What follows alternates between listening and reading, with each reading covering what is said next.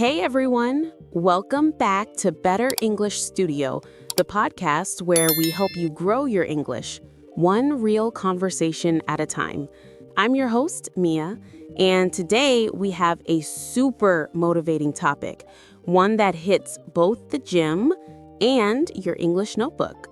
It's called No Pain, No Gain, in fitness and in English. And joining us is our favorite guest, the man who can bench press half his problems and laugh off the rest, Tom. Thanks, Mia. Hi, everyone. And wow, that intro made me sound way cooler than I actually am. I appreciate that. Of course, that's what friends are for. All right, everyone, get comfortable, grab your coffee, water bottle, or protein shake, because today we're talking about motivation, mindset, discipline, and how the famous phrase, no pain, no gain, applies not just to fitness, but also to your journey of learning English. The meaning behind no pain, no gain. So, Tom, let's start with the basics.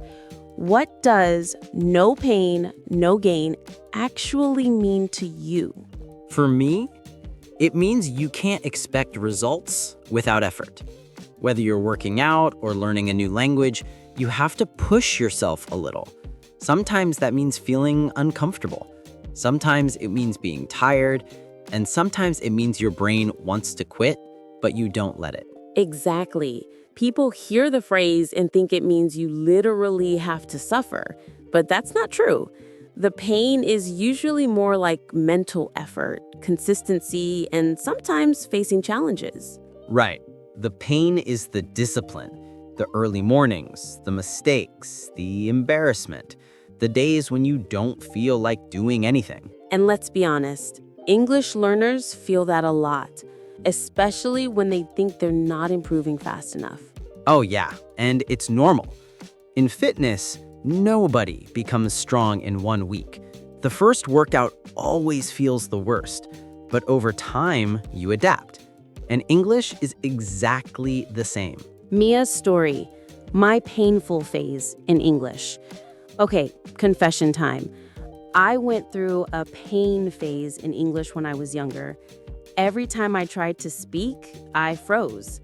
I could form the sentences in my head, but the moment I opened my mouth, poof, everything disappeared. Classic. I think everyone has that phase. It was painful, like mentally painful. I remember thinking, why can't I just speak? Why am I so scared? What changed? Honestly, I got tired of being scared. I made a personal rule. Whenever I felt uncomfortable, I would try anyway. Even if my grammar was wrong, even if I sounded awkward, even if people laughed, which they didn't, by the way. People are actually kinder than we expect. That's so true. We always assume the world is judging us when, in reality, most people don't care. They're too busy with their own problems. Exactly. And I kept going. That was my pain. My gain is being able to speak confidently today and to having this podcast. Fitness struggles and English struggles are the same.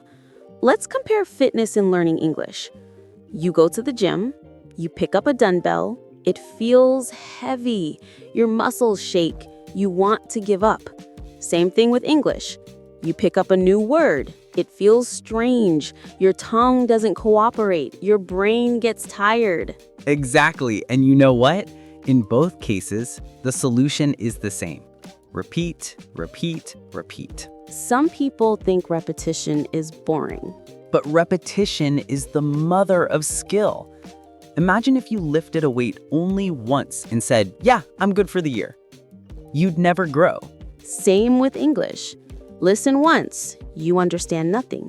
Listen 5 times, you understand a little.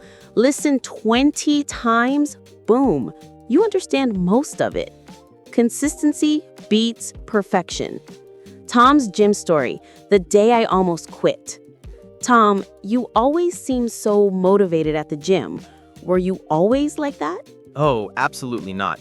Let me tell you a story. When I first started going to the gym, I could barely lift the bar. Not the weights, just the bar. It was embarrassing. Everyone around me looked like superheroes. I've felt that before. It's like you're starring in your own movie called Weak Boy Begins. Exactly.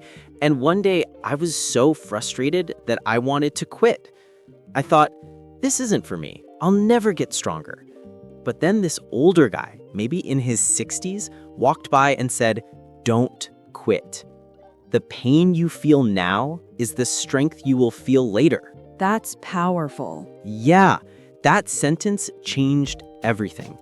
I stayed, I struggled, I sweated, and now I'm lifting not just the bar, but weights I never dreamed I could lift. So your pain became your progress. Exactly. And English learners need to hear this. Your mistakes today are your fluency tomorrow. There's one big mistake learners make. They expect improvement without discomfort. Yep. People say, I want to speak fluently, but they only listen, or they only watch videos. They don't actually speak. It's like wanting six-pack abs, but only watching workout videos on YouTube. Exactly. You don't get muscles by watching someone else exercise. And you don't become fluent by only consuming English. You have to produce English. Speaking, writing, thinking. And that's where the pain comes in. You have to push yourself out of your comfort zone. Discipline versus motivation. Let's talk about the difference between motivation and discipline. This is important for both fitness and English. Motivation is like a spark, bright but temporary. Discipline is the engine, steady and powerful. Ooh, that's a nice analogy. Motivation says, I feel like learning English today. Discipline says, I'm learning English even if my brain wants to sleep. Motivation says, let's go to the gym. Discipline says, get up, go, no excuses. Exactly. Motivation gets you started. Discipline keeps you going. And discipline is built through small daily habits. 5 minutes, 10 minutes. A little effort every day brings big gains. Why English feels hard and why that's good. Do you know what I tell my students when they complain that English feels hard? What? I say, good. That means your brain is learning. That's so true. If something feels easy, it's because you already know it. Learning requires challenge. A workout that feels too easy doesn't build muscle. And English that feels too easy doesn't build fluency. When you feel uncomfortable, confused, or tired, that's your brain lifting weights. The plateau, when you stop improving. Oh yes, the worst. There's a moment in both fitness and English when progress slows down. You feel stuck, you feel like you're not improving, you doubt yourself. But the plateau isn't a sign to quit. It's a sign to push harder. Exactly. Plateaus mean you've outgrown your current level and your body or your brain needs new challenges. Change your routine. Learn new vocabulary. Talk to new people. Listen to new content. Or add more weight at the gym or try a new workout. The psychology behind no pain, no gain. Because it's not just physical or linguistic, it's emotional. Right, humans avoid pain naturally. It's instinct. We choose the easy path. But growth only happens when you choose the uncomfortable path. Every time your body feels discomfort while exercising, it's actually building new fibers. Every time your mind feels tired while learning, it's building new neural connections. Progress equals discomfort. No discomfort equals no progress. Building confidence through control. Let's talk confidence. A lot of English learners think confidence comes first. But no, confidence comes after practice. Exactly. Confidence is a result, not a requirement. It's like going to the gym. You don't wait until you feel strong to start lifting weights. You lift weights to become strong. And you don't wait until your English is perfect to speak. You speak to make it better. Overthinking the silent killer. One of the biggest pains in learning English is overthinking. Oh, absolutely. What if I make mistakes? What if people laugh? What if I sound stupid? Let me tell you something. Nobody thinks about your mistakes as much as you do. And honestly, most people admire you for trying. Yes, when someone hears you speaking their language, they respect the effort. Overthinking kills progress. Action creates progress. Imagine improving just 1% every day. After 1 year, you're 37 times better. Exactly. Tiny improvements compound over time. 10 minutes of English a day beats 3 hours once a week. One new word a day becomes 365 new words a year. And one short conversation a week becomes confidence for life.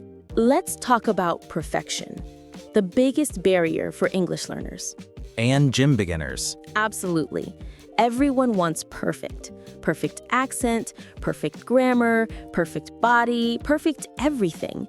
But perfection is a myth. Progress beats perfection every time. Just like you don't need a perfect workout to get fit, you don't need perfect English to communicate. Perfection is a trap.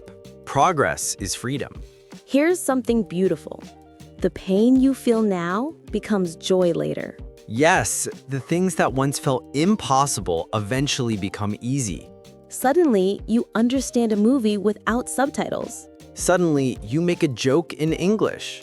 Suddenly, someone compliments your speaking.